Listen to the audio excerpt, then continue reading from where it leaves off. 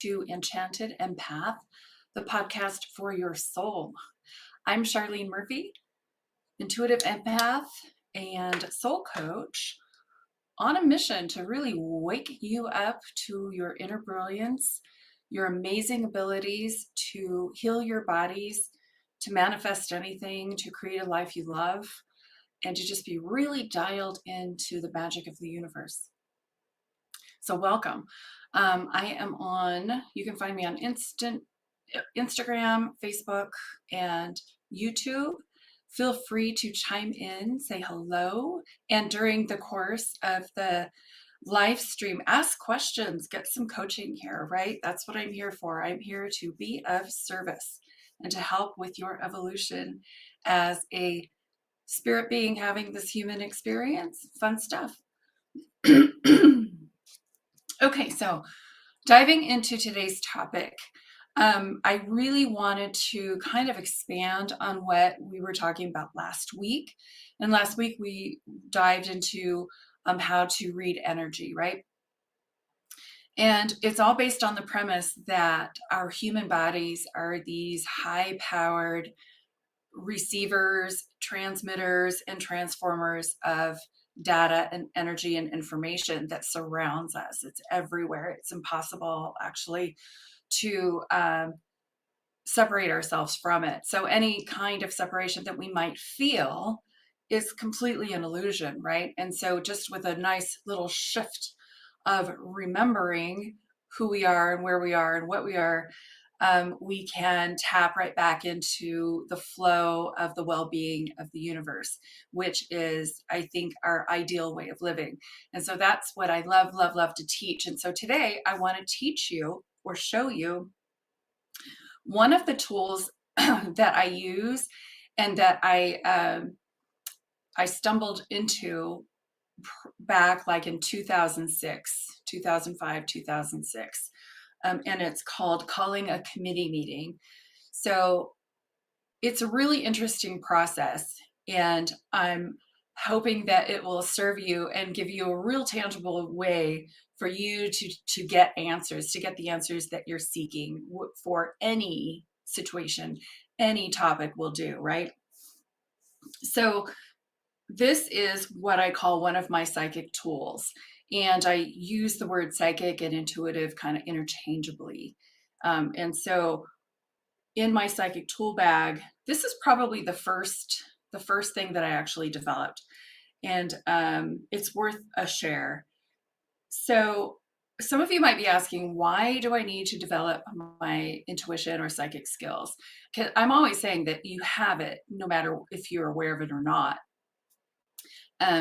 But you might as well develop it because it just makes life so much easier, so much more graceful, and just in the flow, so that you're not having to figure everything out. You're not alone. You have just an entourage of guidance. You have a plethora of guidance, and the only thing we need to do is tap into that and receive that clarity. And we're already good at receiving. It's probably the easier part of our human nature, especially for the empaths. The empaths are great at receiving. In fact, they need to figure out how to not receive so much, right? That's a whole nother topic. So why develop our psychic senses? Well, I have 4 reasons for you. And the first one is so that you can receive higher information, like beyond the stuff that your brain makes up, or beyond the popular culture information, or beyond what your loving family might say, bless their souls. But there is a higher intelligence out there available to all of us.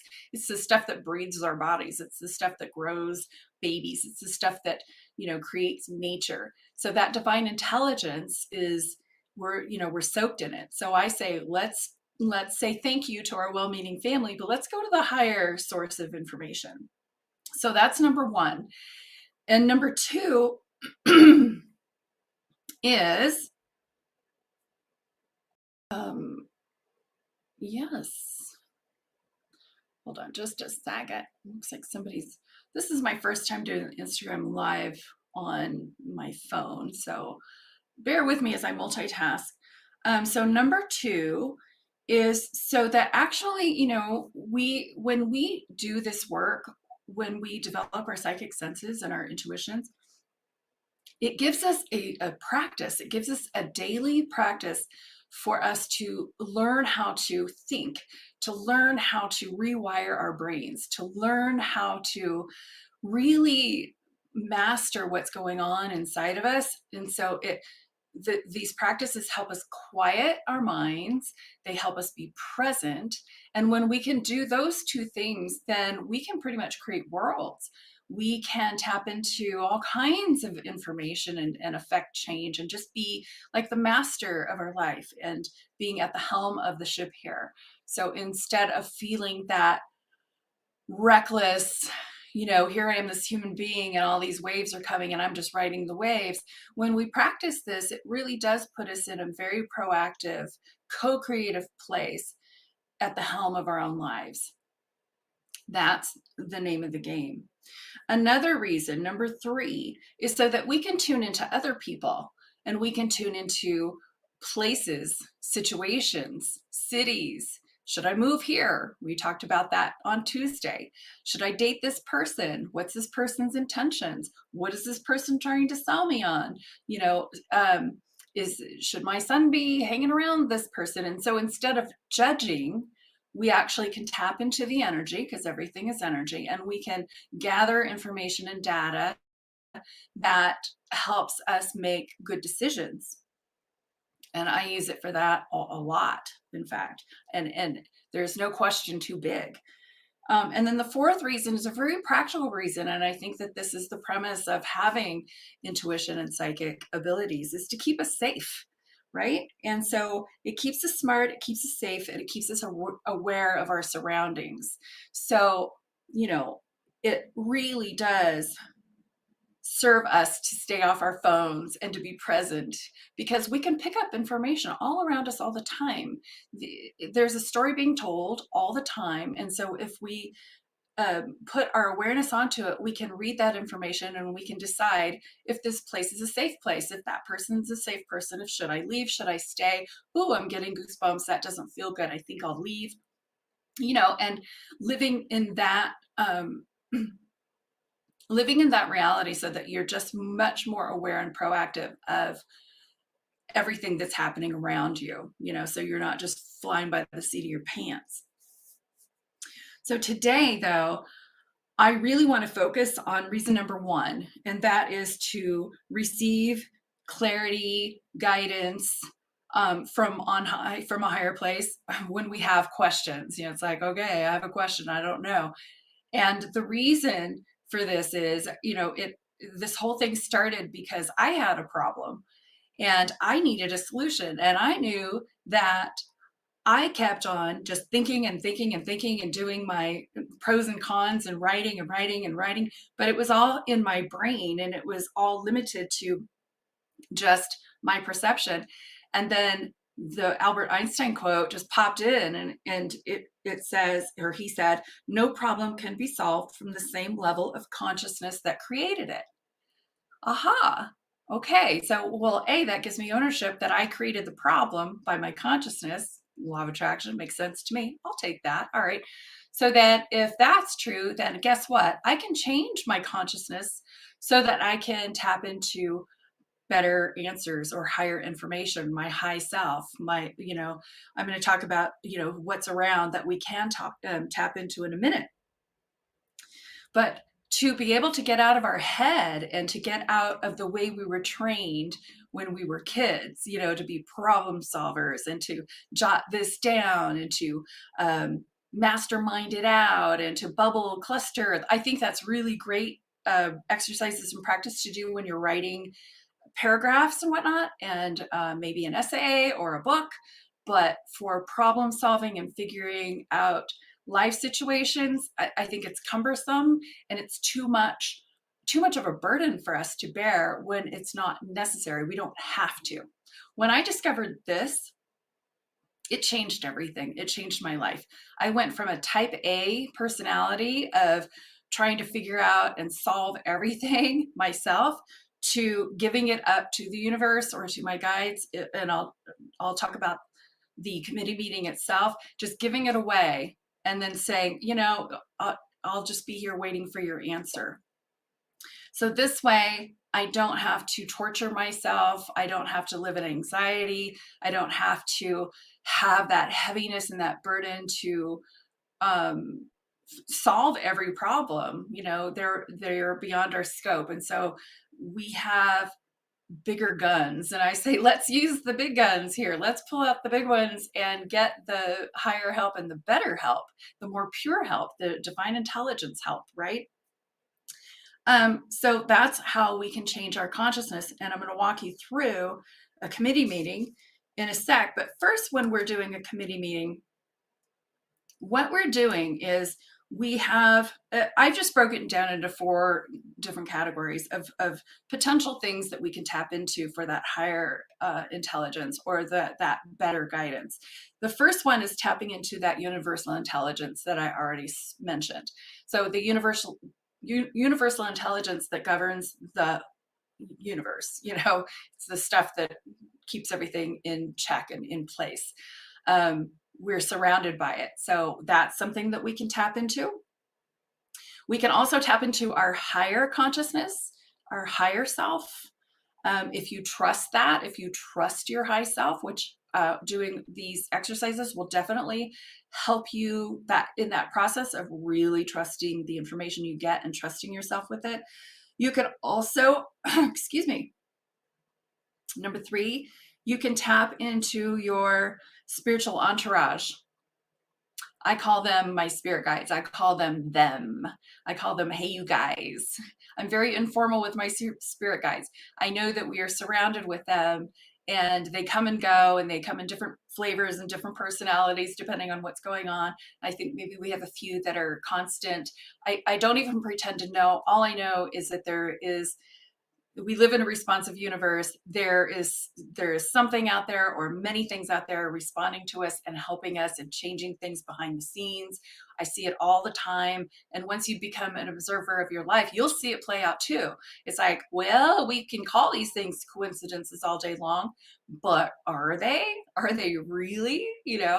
I do believe in the magic of the universe. And I do believe that there's a conspiracy here going on behind the scenes that is always helping us, always guiding us, always nudging us or pulling our hair in the direction that is in our highest alignment, right? And so my big deal is to listen to that and to tap into that. And that's about the only thing I listen to, and that's how I make my decisions and guide my life.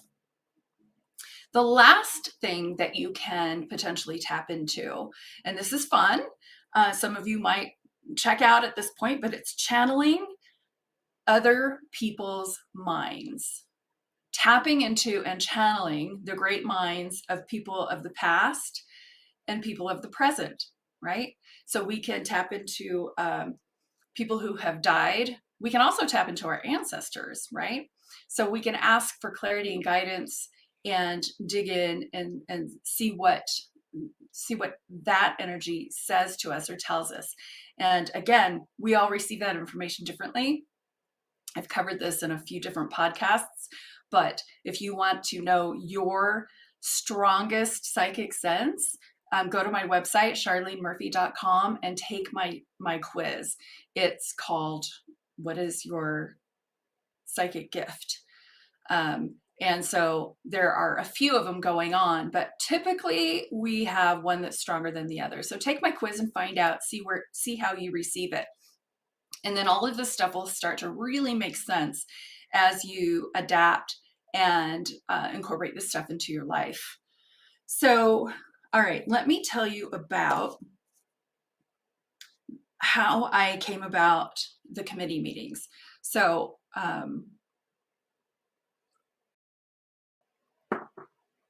back in about 2006, I was living in Denver and I was pretty much finished doing jobs and having a job. I always wanted to be more self-employed and entrepreneurial.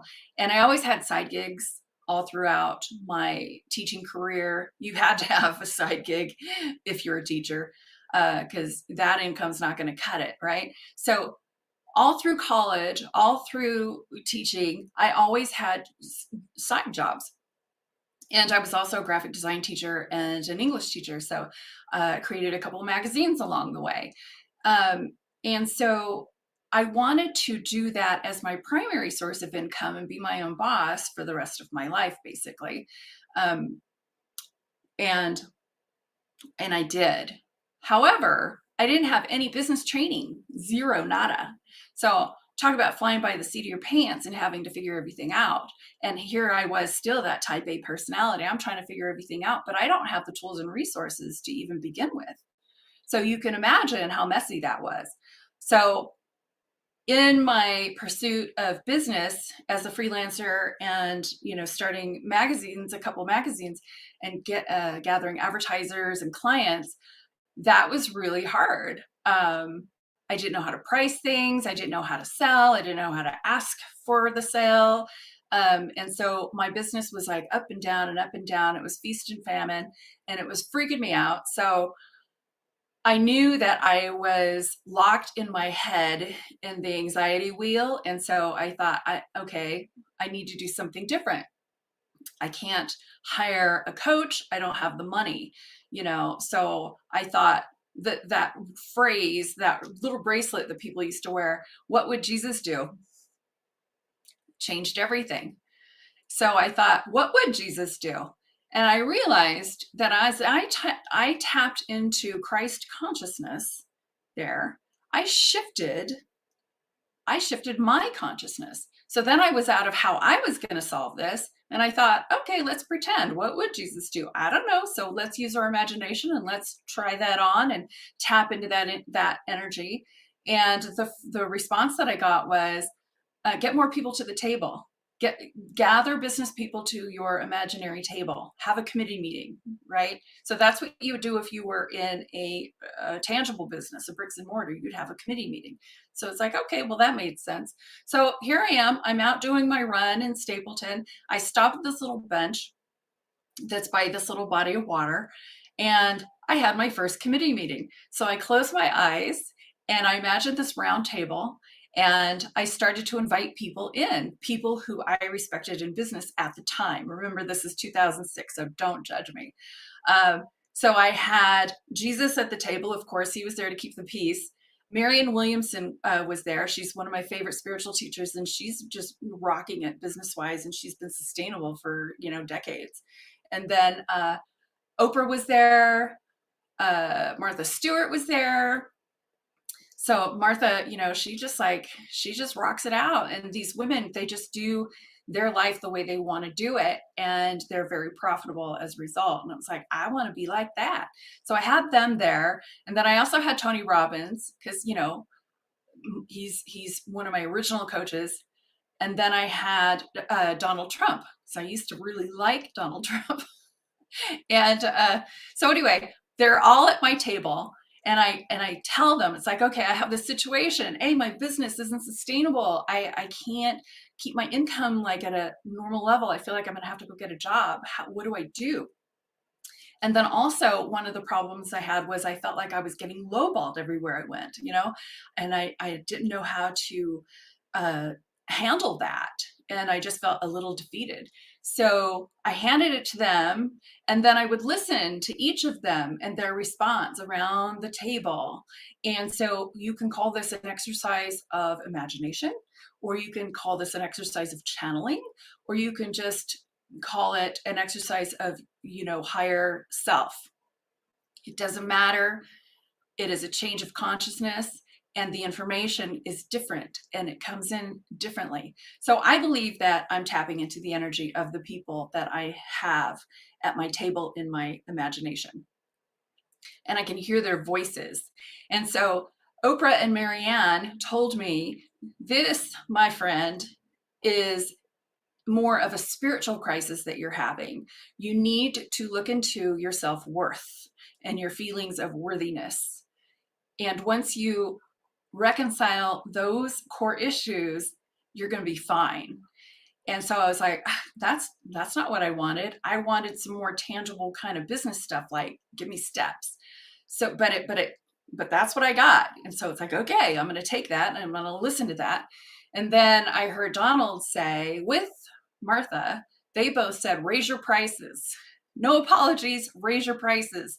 This isn't a charity. This is business. You're not, you have to put on your big girl pants and do this. So with those two, I would just get really clear messages and action steps and things to tangibly do. So those were the big two messages that I got out of my first committee meeting. And I really took it to heart. And I agreed to follow through with the advice that I got. And lo and behold, when the student is ready, the teachers appear. And gosh, there were so many teachers that were teaching self-esteem and self-worth at the time that just popped into my radar. And I was like, oh, that's for me. That's for me. Those are things that I never paid attention to. I just thought that was nice and that was kind of a side thing and fluffy. I didn't realize how important that was and how it directs everything else.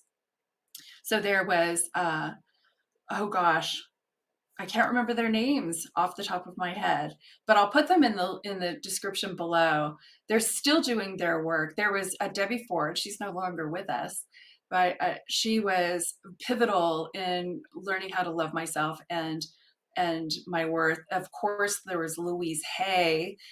I'll think of the other couple that came into mind, but I did a lot of spiritual work and it was like, there we go. And so there, my confidence grew. I raised my prices. Things started to level out. It got better. It got a lot better. So I had a lot of committee meetings back in those days, and they were typically all about business. So with your committee meetings, you can choose any topic that you want. You can have a committee meeting for your business, for your marriage, for your love life, for your family life, for your spiritual life. You name it. You name it. You can call a committee for any question that you have. And so you can invite people, or you can just see who pops in when you decide to sit down and focus and have a committee meeting like that. And I think my first committee meeting probably took about 15 to 20 minutes. I was really thorough and I went through each person and I listened to what they had to tell me. Now my committee meetings are 2 seconds, if that. So over the years, I've developed such a relationship with my guides and with this divine intelligence that any issue that comes up, I don't even have to finish saying it. I just know that it's already going to be worked on, and that the answers will be coming to me. And they might even come to me through my friends or through other people. I'm open and receptive to giving that information however it comes. It doesn't necessarily have to come from the committee itself, right? So you can just say, okay, committee, I have this issue. I don't want to think about it anymore. It's stressing me out. Here, you guys deal with it. Get back to me in like 24 hours. I remember back then I used to need signs. I would ask for 3 signs and they had to be burning bush signs. So I knew that I wasn't making this stuff up myself, right?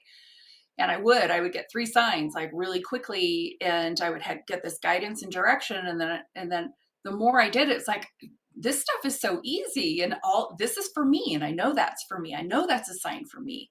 And so now I'm so practiced in that I don't even need signs anymore. I'll just know. I'll know like within seconds or minutes. And it's like, oh, okay, thanks guys. That was fast. That was easy. It really is easy once you just develop a habit of letting yourself off the hook, letting your brain off the hook from having to figure everything out, and giving it away.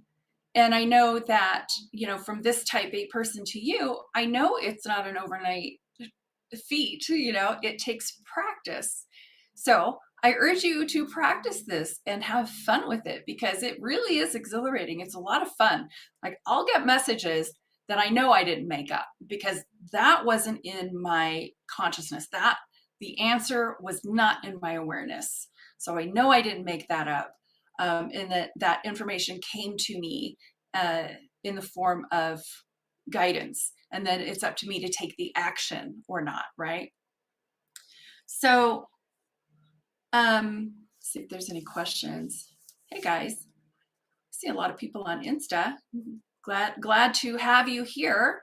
And then let's talk about the evolution or the different variations that you can use for your meditations here, for your committee meetings. I actually call them imagitations because when I'm in my meditation in this particular method, I am all up in my imagination. I am seeing stuff. I have tables. I have people. I have situations. I've got all this stuff going on. I'm playing a movie in my mind, right? And those are my favorite kinds of meditations. And then there's the quiet meditations, of course. The quiet meditation that I like to do is the gazing, like staring at the ocean waves and just zoning out. That stuff's really good too. So there's a zillion ways. So effective for problem solving. They're so good for problem solving. So let me show you or share with you a couple of different variations that you guys could use. One of them is a shorter one for sure. You don't have to sit there for 15, 20 minutes and get the feedback from each one. You can just throw it out there and say, yeah, get back to me in 10 minutes or 24 hours or whatever your time limit is. This is your meditation. This is your life. You put those parameters around this however you want, whatever feels more realistic and doable for you, right? So I started with 15, 20 minutes, 3 signs, and now I'm down to 2 seconds, no sign. And so you're going to evolve and change as you go, but start where you're most comfortable so that this is meaningful and useful for you. All right. So we talked about the shorter, we talked about the to-go meditations. I like those. You can have a one-on-one meeting with somebody. You don't have to have a whole board meeting. You can just have a one-on-one. And you can have a family session. I want to talk about one of the one-on-one meetings that I had. This was about in 2010. I'm telling you, this stuff really works. 2010, I had moved from Denver to Hollywood for a job. I got this really good job offer that I just could not turn down, and it moved me to California, back to California where I wanted to go. So it was like my ticket back home. It was like, yes, it was all good. And I lived in Hollywood for a brief minute, and then I didn't like the energy of it. And so I moved to Long Beach, and Long Beach was so much more in alignment with my psyche, my soul, my spirit. And so I had to commute back and forth to LA every day. And so I took the train, and on the train, I studied all of the stuff because I knew that I was getting ready to start my practice that I have now. So this was like 12 years ago, right? And so here I am. It's like, I know this is going to be my last job. I know I'm getting ready for something else. And then I started getting tired of LA altogether. And I was getting bored with my job because I had built all this stuff. And now it was time to maintain it. It's like, I'm a builder, not a maintainer too much.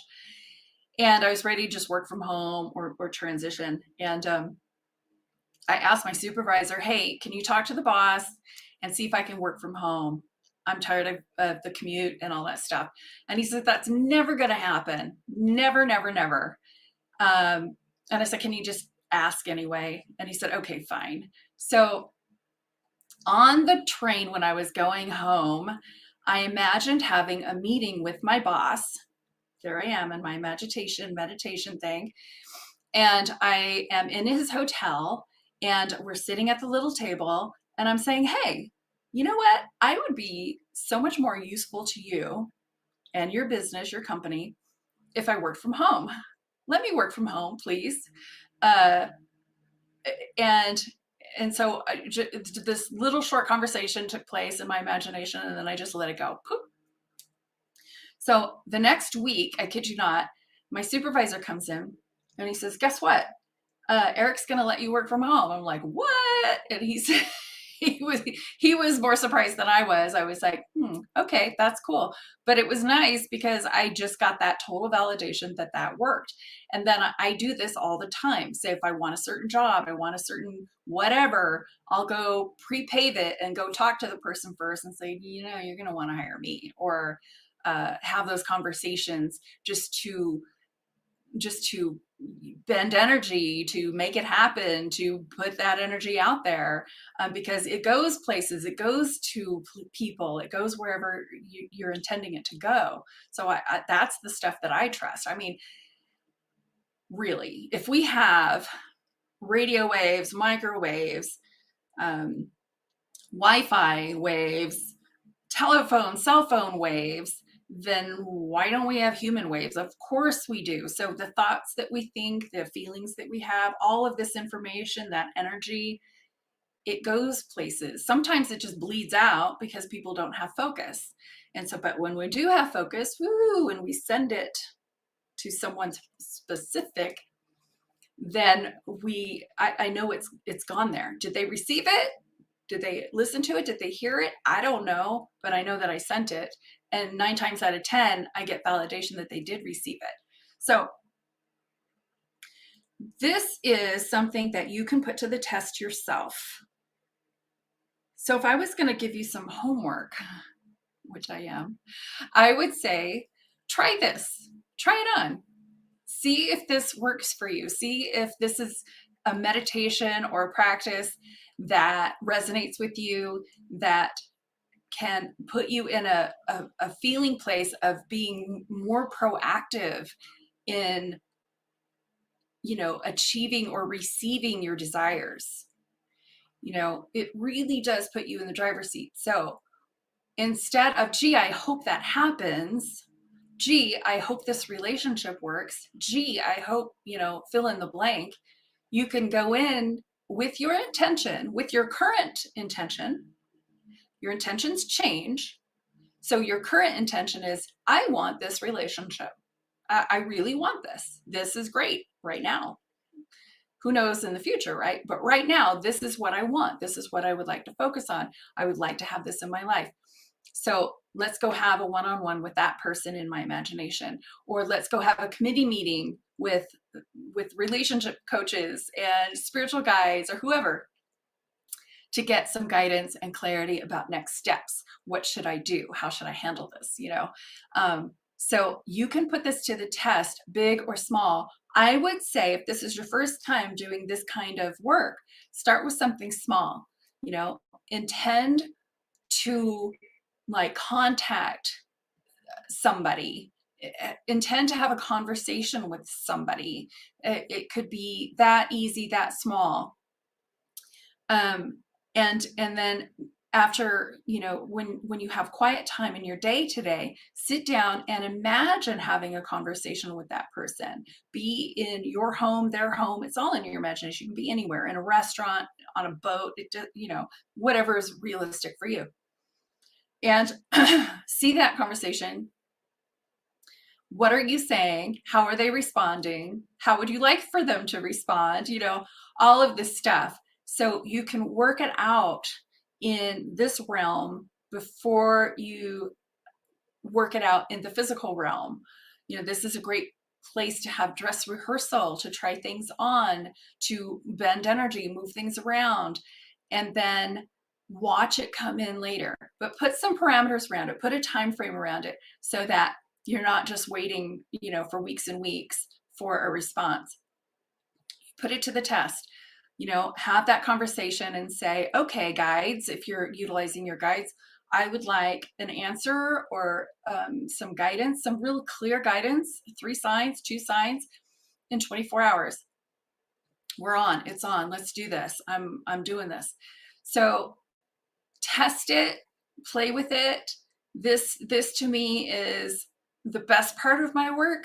This is how I receive almost all information. I'm in there. I'm playing around. I'm looking at things. I'm having conversations. I'm sending out information. I'm tapping into people, places, and things. And the more I do it, the better I get at it. And the same is for you, because I am no different than you. The only thing that is different between me and you is that I do this for a job. I do this for a living. I'm way practiced at it, and I'm only way practiced at it because I love it. And I love it for the reasons that I shared at the beginning.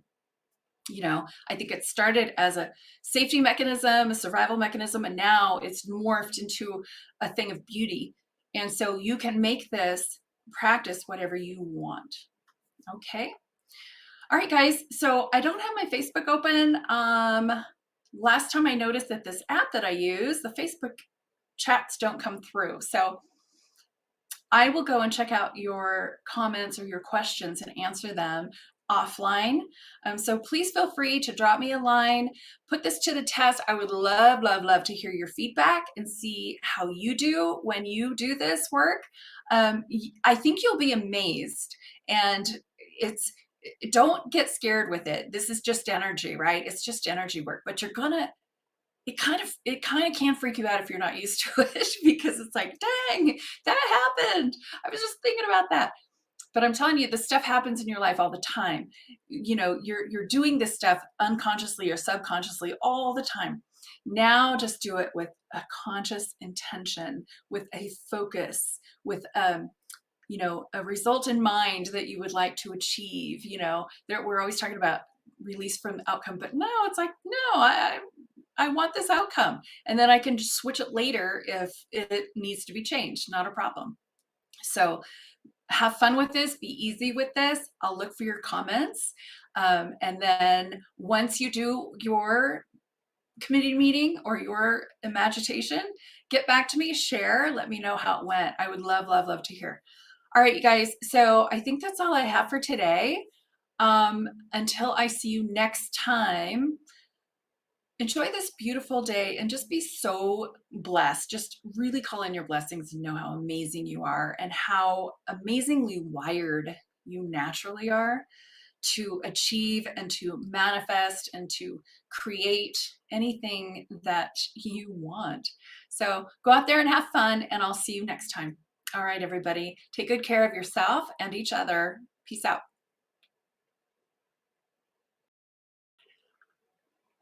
Uh-oh, I don't know how to shut this off.